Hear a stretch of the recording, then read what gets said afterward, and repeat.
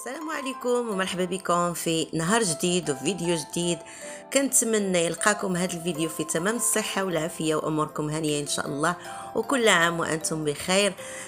بمناسبة ذكرى مولد النبي صلى الله عليه وسلم، وكنتمنى يا ربي تكونوا كلكم بأفضل الأحوال.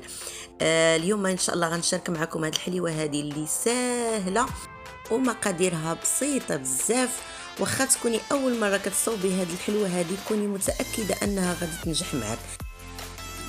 وكما العاده اللي اول مره كيشاهد القناه فضلا وليس امرا ما تنساوش الاشتراك بالضغط على المربع الاحمر اسفل الفيديو، وكذلك فعلوا الجرس باش يوصلكم ديما جديد الفيديوهات. وما تنسونيش من البصيمه فقط للتشجيع والبارتاج باش تعم الفائده على الجميع. وندوزو بسم الله على بركه الله. اللهم صل وسلم على الحبيب وعلى اله وصحبه اجمعين. المهم المقادير عندي هنايا: كاس ديال السنيده، كاس ديال الكوك محمر، كاس ديال الزيت معامرج، كاس ديال النشا، فلون كراميل، خماره، قبصه د الملح، وعندي جوج بيضات، وعندي 125 غرام ديال الزبده، وعندي تما 700 غرام ديال الدقيق اللي منخول. بسم الله على بركه الله. حطيت القصريه درت فيها هذيك القبصه د الملح و125 غرام ديال الزبده. ضروري تكون بدرجه حراره الغرفه باش هكا ملي كنضيفوا فيها سكر سنيده كتذوب لينا ديك السنيده مع الزبده. المهم كما شفتوا ضفت الكاس ديال سكر سنيده، وغادي نمزج هذيك الزبده مع السنيده كما كتلاحظوا. المهم ضروري هاد العمليه الاولى باش هكا كيتنجح لينا حتى الحلوه ديالنا. المهم كما شفتوا كنحاول انني ندخل فيها سنيده مزيان، بعد كنضيف جوج ديال البيضات. البيضه الاولى، وضروري حتى البيض يكون بدرجه حراره الغرفه باش كتنجح لينا هكا الحلوه ديالنا، ما يكونش في الثلاجه. من بعد كنبقى عاوتاني ندخل داك البيض في ديك الزبده مع السكر سنيده حتى كتولي لي على هاد الشكل هكا. من بعد كنضيف الزيت. بالنسبه للزيت الكاس ما عمرش، يعني بالقياس ديال 125 مليلتر. من بعد كنضيف داك الساشيه ديال الفلون كراميل وكاس ديال النشا او المايزينا. بالنسبه الى ما كانش هكا الفلون كراميل يمكن نديرو النكهه د الكراميل ولا نديرو سكر فانيلا، المهم على حسب. غير بالنسبه للكراميل كيعطيها واحد لوغو زوين في المذاق. المهم كيما ولات ليا بحال الشكل ديال اون بوماد كيما كتلاحظوا هنا، غادي نضيف داك الكاس ديال الكوك اللي محمر. بالنسبه للكوك اللي درت انا داك الكوك الرقيق، الا كان عندكم الكوك غليظ يمكن لكم تطحنوه. المهم كما كتلاحظوا كيعطيها واحد لا كولور زويون وكيجيب لها واحد التقرميشه في الداخل ديالها زوينه. هنا كنبقى نضيف الدقيق شويه بشويه. بالنسبه للدقيق انا عندي داكشي اللي في ديك البول مغربله 700 غرام، يعني نص كيلو و200 غرام، وكنضيف الدقيق شويه بشويه. من بعد غادي نقول لكم بالضبط شحال خدات ليا ديال الدقيق.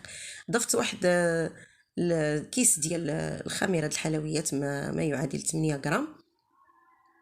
بالنسبه كي كنجمعوها كما كتشوفوا غير باطراف الاصابع. الدقيق قلت لكم على حسب النوعيه ديالو، هذاك الشيء علاش يعني كيبقى مختلف. كاين الدقيق اللي كيشرب وكاين اللي ما كيشربش. بالنسبه لي انا هاد المقادير كلها اللي درت خدات ليا نص كيلو و50 غرام، يعني 5 د الكيسان ونصف. داكشي اللي دخلت ليا داك المقادير انا. المهم هذه هي لا تكستور ديالها اللي غادي كما كتلاحظوا كتبقى العجينه يعني رطبه، وفي نفس الوقت ما تكونش قاصحه وما تكونش رطبه بزاف. درتها في بلاستيكه غنخليها ترتاح في الثلاجه واحد نصف ساعه. هانتوما كنوريكم الدقيق اللي بقى ليا كاس ونصف. بعد ما دازت نصف ساعه خديت داك العجينه وغادي نستعن بواحد جوج بلاستيكات.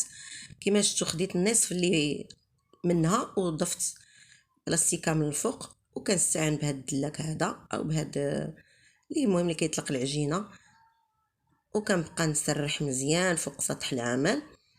وكنستعين بدوك جوج بلاستيكات صراحه كيساعدونا. ملي ما كانش هكا عندنا بلاستيك نقدروا نديروا البابي كويسون. كنولي نجمع دوك الاطراف كما كتلاحظوا بهذه الطريقه باش هكا تنحاول نشكل اما مستطيل او مربع مقاد، باش هكا مثلا منين نكون كنشكل داك الحلوه ما تبقى ليش العجينه بزاف، يعني ما نضيعش الوقت. كنحاول انني نكسب الوقت بهذا الطريقه هذه. صافي هنا مني طلقتها جبت هاد الحصيره هذه اللي صراحه عمليه غادي نديرها من الفوق باش غتعطيني داك الشكل او داك الزواقه اللي فيها في الوجه ديال هاد الحلوه. بالنسبه لهاد الحصيره هذه اللي كتباع في اللي كيبيعوا لوازم هكا، عند اللي كيبيعوا داكشي ديال الاواني او لوازم الحلويات ب5 دراهم. انا كنت خديتها كبيره وقسمتها وبديت كنخدم بها. المهم خديت هذا الموتيف هذا اوفال كما كتلاحظوا، كندير فيه شويه ديال الدقيق باش هكا تيساعدني. ها نتوما شوفوا لا تيكستور ديالها. بالنسبه لهاد بالنسبه للعجينه ما طلقتهاش رقيقه لان غادي نديرها غير فرديه ماشي وحده فوق وحده. ملي كنبغيو نديرو وحده فوق وحده كنديروهم رقاقين، فهذه خليتها كما شفتوا باينه شويه في السمك ديالها. وكنشكل هذا الاوفال هذا، وكما لاحظتوا ديك الزواقه كتجينا في الوجه زويونه، كتعطي يعني منظر زوين. وغادي نستمر بنفس الكيفيه، وغادي نعاود نولي نجبد النصف الاخر ديال ما تبقى ديال العجين وغادي نخدم بها. يعني كل ما ارتحت لنا العجينه في الثلاجه كل ما كتساعدنا ما هي ملي كتكون مازال يلا مخدومه كتكون شويه كتبقى تفتت، ولكن ملي كنخليوها ترتاح كتجمع لينا مزيان وكتشكل لينا بكل سهوله. وبالنسبه لديك العجينه اللي كتبقى لينا في البلاستيكه فما كنجمعوهاش باش ما كتقلش لينا العجينه، يعني بحال كنطويوها او كنديروها كطبقات ونعاودو نخدموا بها، يعني كتطلق لنا بكل سهوله.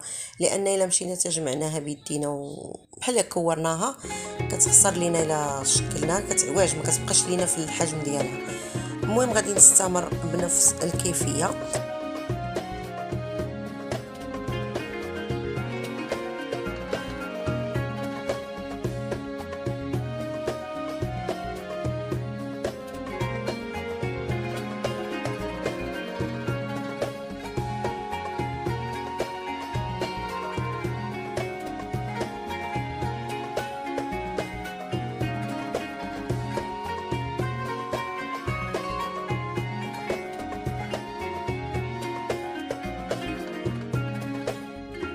فهاد الاثناء راه بقات لي غير هاد العجينه هادي غنكملها، وراني شعلت على الفران كيسخن. بالنسبه للسخونيه الفران ما نسخنوش يعني بزاف، الا كان ديال الضو 160. بالنسبه لي انا درتها في الغاز وسخن، ومن بعد نقصت ليها وخليتها طيب على المهل بحال شكل الصابلي. هنا من بعد ما طابت كما كتلاحظوا خدات ليا اللون موحد، يعني لون ذهبي من الوجه ومن الظهر ديالها وصافي. المهم هنايا راني استفتهم، من بعد غادي ندوز باش غادي ندوب الشكلاط باش نزينها. بالنسبه للشوكولا دوبتها وضفت ليها واحد شويه ديال الزيت باش هكا ملي كنكون كنشكلها ما كتلبس ليش بزاف وكتجيني شي طبقه سميكه بزاف. كنغطسها كما شفتوا كنديرها هكا على جنب ونحرفها، وكنعاود نحيد ديك البقايا ديال الشوكولا في الجنب ديال الزلافه كما كتلاحظوا، وعاد تنحطها فوق داك الورق ديال الطبخ. وإلا ما كانش كنديروا بلاستيكه وكنبقاو نحطوا عليها. غادي نوريكم. ها نتوما شوفوا يعني ما خليتهاش تلبس بزاف بالشوكولا باش كنحسوا بالمذاق ديال ديك الكراميل وكذلك داك الكوك اللي كنضيفوا فيها، وزياده على انها كتجي هشيشه بهذاك الكاس ديال النشا اللي ضفنا فيها. من بعد غادي نستفها في الطبق ديال التقديم وكتجي على هذا الشكل هكا. هانتوما شوفوا كتجي رائعه وكتعطي حتى المنظر، وهي راه شكلا ومذاقا. المهم المذاق فاش بقات المذاق ديالها صدقوني كتجي روعه هشيشه ومع بداك الكوك من الداخل ديالها، وفي نفس الوقت كيعطيها واحد المذاق وديك التقرميشه وداك المذاق ديال الكراميل حتى هو كيجي فيها روعه. المهم كنتمنى انكم ديروا لايك للفيديو وجربوا هاد الحليوه هادي، وراه كما شفتوا ما فيهاش المكونات بزاف وما كتاخذش حتى وقت بزاف، ساهله وفي المتناول. وراه عطاتني 150 حبه زياده على هذاك الروتوش واللي كيتهرسوا. وكنشكر بزاف الناس اللي كيخليو لي تعاليق، والناس اللي انضموا جداد كنقول لهم مرحبا والف مرحبا، وان شاء الله نكون عند حسن الظن ديالكم. وهنا كنوريكم كيفاش كتجي في الهشاشه ديالها، وكذلك داك يعني كتذوب في اليد قبل الفم.